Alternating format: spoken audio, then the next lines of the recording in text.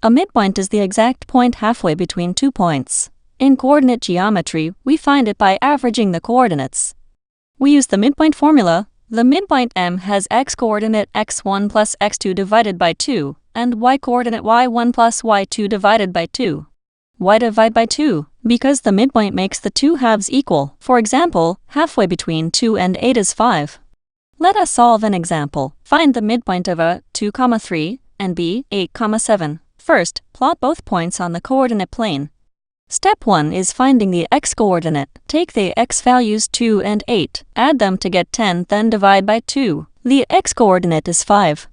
Step 2 is finding the y-coordinate. Take the y values 3 and 7, add them to get 10, then divide by 2. The y-coordinate is 5.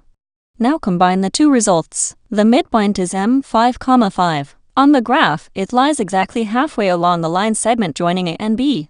The formula also works with negative numbers. For P, -4, 2 and Q, 6, -2, the midpoint is 1, 0. To generate similar educational videos, visit mathix.co. Subscribe to the channel for more clear, step-by-step Class 10 math lessons.